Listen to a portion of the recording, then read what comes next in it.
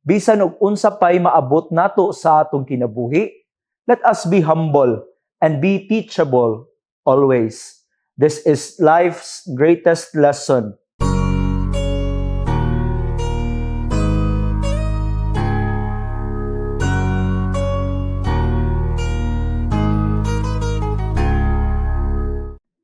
Mga igsuon ko din ni Kristo, maayong adlaw sa tanan. Ania na pod kita sa atong inadlaw nga palandong, ang pamalandong sa pulong. Uban gihapon ninyo ang inyong ubos nga sulugoon, Father Jim, sa paghatag og pamalandong karong adlaw.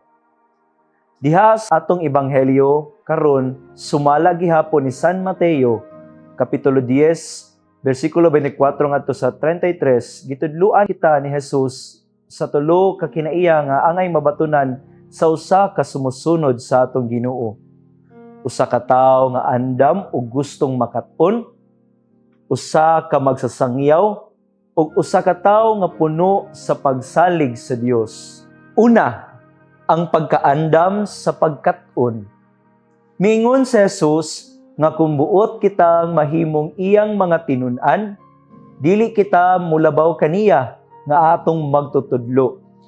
Isip iyang mga sumusunod, kinahanglan kita mamati sa iyang mga pulong, kay ang iyang mga pulong dili lamang makahatag kanatog kahupay, kundili magdala usab kanato sa sakto nga dalan ug panig-ingnan.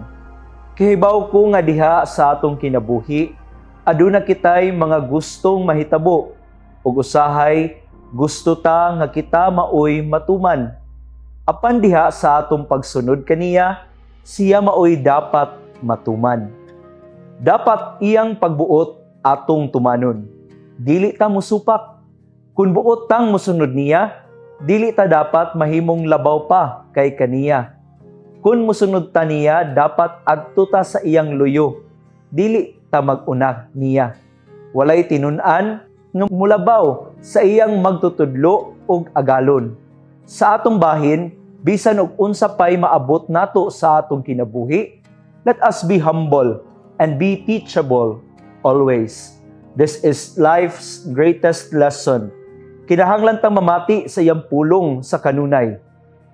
Ikaduha, human nato mabati ang iyang mga pulong, ipaambit nato kini sa way ko kahadlok ngadto sa uban pinaagi usab sa atong mga buhat.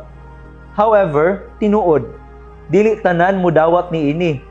And this will lead us to our third point, nga diha sa atong pagsangyaw sa pulong sa Ginoo sa tibuok kalibutan, atong saligan ang atong Ginoo nga iya kitang ubanan sa kanunay.